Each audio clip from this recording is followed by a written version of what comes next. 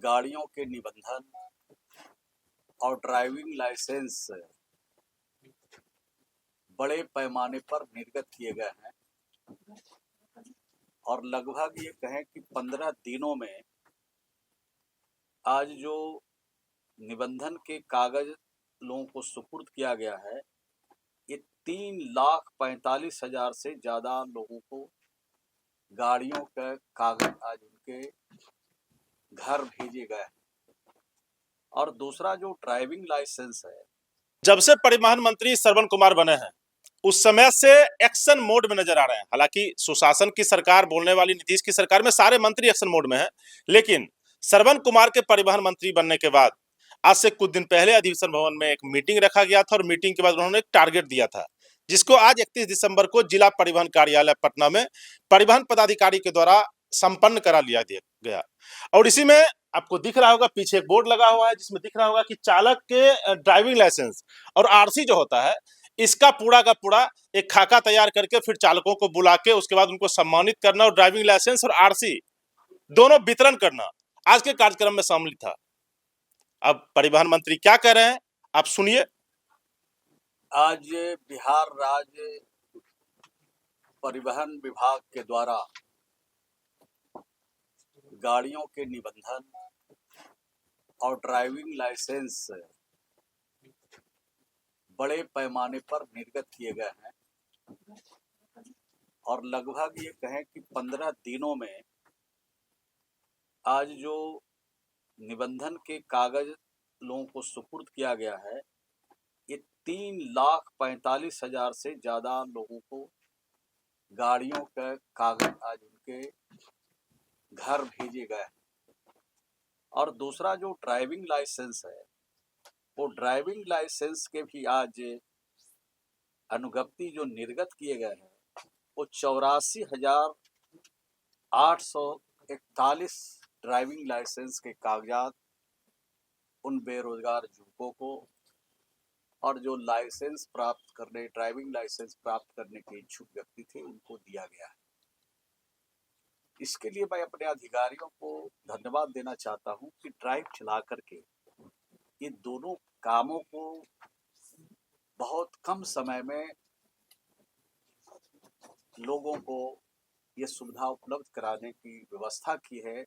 इसके लिए मैं अपने अधिकारियों को धन्यवाद देता हूं और ये साल तो आज खत्म हो रहा है, आगे आने वाले साल के लिए भी अपने अधिकारियों को शुभकामना देता हूं, बधाई देता हूं और इसी ऊर्जा के साथ, इसी लगन और उत्साह के साथ आगे भी काम करते रहे ताकि बिहार के जो गाड़ियों के मालिक हैं और जो ड्राइविंग लाइसेंस लेना चाहते हैं उनको ये सुविधा सतत मिलता रहे, जल्द मिलता रहे, कम समय में मिलता रहे।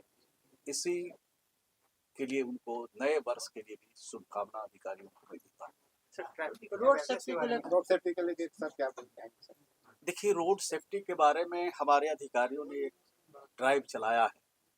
पहले तो स्कूलों में ये चला रहे हैं और अभी तक 16 स्कूलों में हमारे बच्चों को इसकी जानकारी दी गई है और बच्चों ने कई तरह के सवाल भी खड़े किए हैं, कई तरह की जानकारी जो नहीं थी वो जानकारी भी शेयर किया है।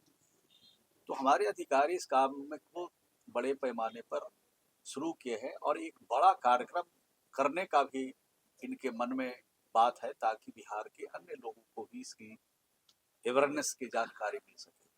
और हमने कहा था पहले कि ये जो अभी फॉग का समय है, कुहासे का समय है और ऐसे समय में बहुत दुर्घटनाएं होती है और खास करके सड़कों के किनारे जो गाड़ियां खड़ी रहती हैं उससे भी कई दुर्घटना हो जाती है। तो हमने कहा था और निर्देश भी दिया है कि 2 दिन से ज़्यादा सड़क के किनारे कोई गाड़ी खड़ी नहीं रहे। अगर खराब गाड़ी है तो उनके मालिक को नोटिस कीजिए, नोटिस करके उन गाड़ी को अपना ले जाए और नहीं तो जो नियम है परिवहन विभाग का कानून है उसके हिसाब से उन पर कार्रवाई होगी। तो इस काम में हम ये हमारे अधिकारी लगे हैं।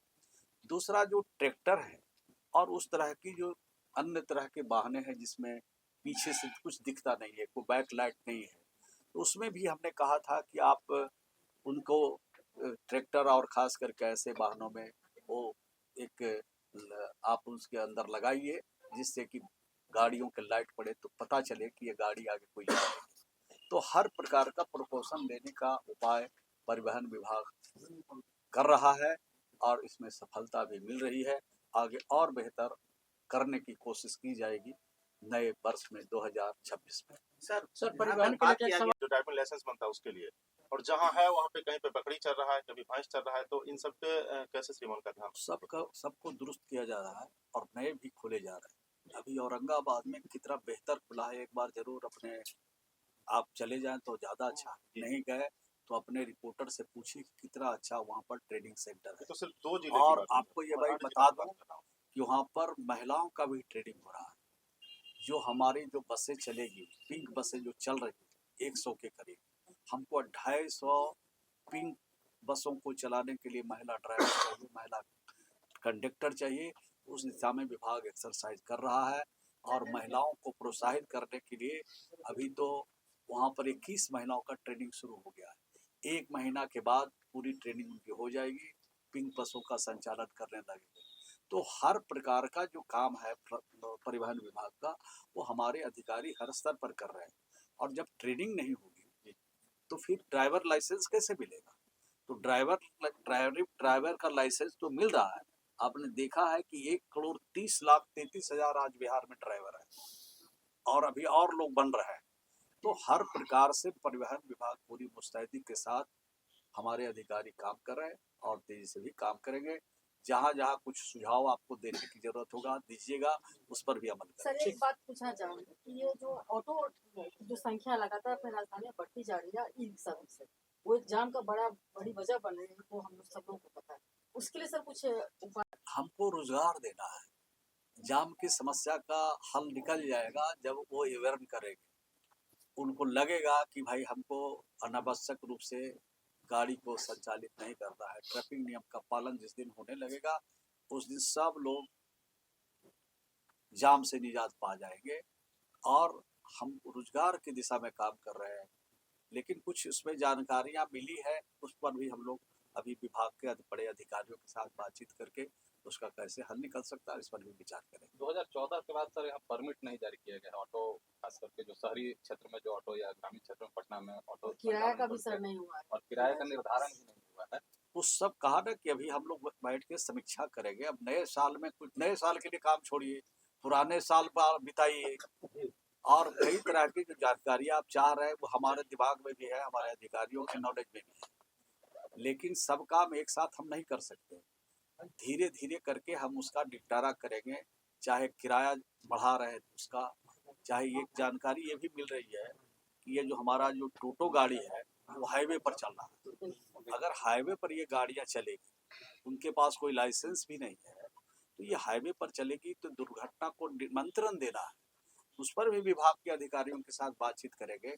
लेकिन ये एक दिन में हल नहीं होगा, इसके लिए थोड़ा समय चाहिए। तो समय पर इसका भी उपाय करेंगे। हर हालत में हमको रोड सेफ्टी चाहिए। हर स्तर पर हमारी एक्सीडेंट की घटनाओं को रोकने में जो भी विभाग कर सकता है वो हम लोग करेंगे।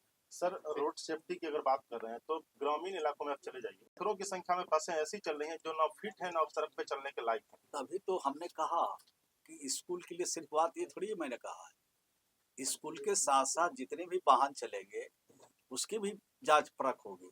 और जब जांच होने लगेगा तो आप ही लोग पत्रकार लोग खड़े हो जाइएगा, बोलिए कि देहाती क्षेत्र में बंद करा रहे हैं। तो कहने का मतलब है और भी चीजें। अब जैसे एक झड़झड़िया गाड़ी चली है ना, उसके पास कोई लाइसेंस है।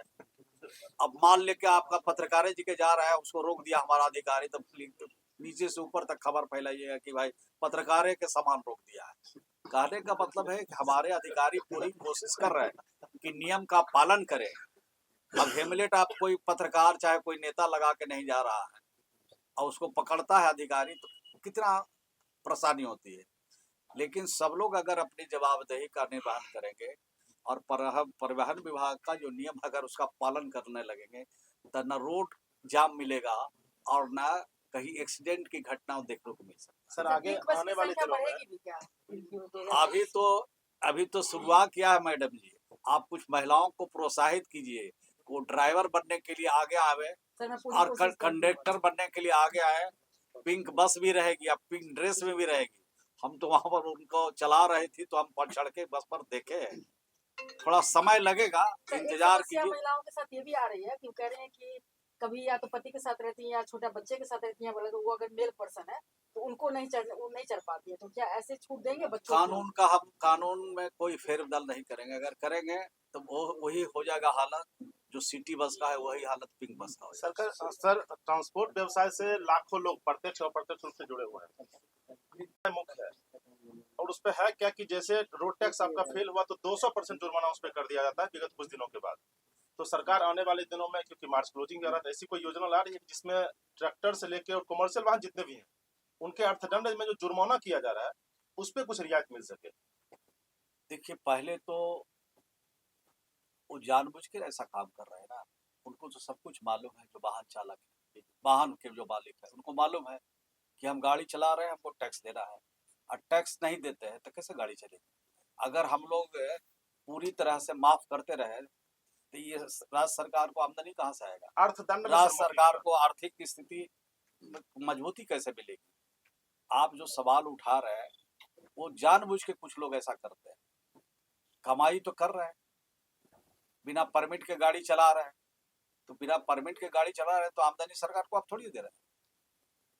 तो ये सरकार को चलाने के लिए राजस्व की जरूरत है, सड़क अच्छी बनानी है, पैसे की जरूरत है। तो सब कुछ की जरूरत अगर है तो जहां से आमदनी सरकार को टैक्स के रूप में मिल रहा है, आप पूरा टैक्स फ्री कर दीजिएगा। वेलफेयर डिपार्टमेंट पर ये बना दीजिएगा परिवहन विभाग को, तो फिर कैसे आप राज्य चलाइएगा? तो राज्य के चलाने के लिए धन की जरूरत है, और धन की जरूरत है तो जो ट्रांसपोर्ट डिपार्टमेंट है, जो आमदनी का जरिया है पब्लिक का भी, ट्रांसपोर्टर का भी, तो उससे सरकार को भी रेवेन्यू मिलना चाहिए।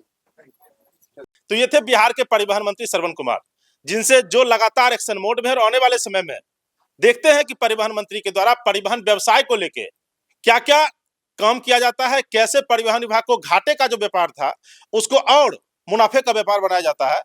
मिलते हैं फिर अगले खबर में।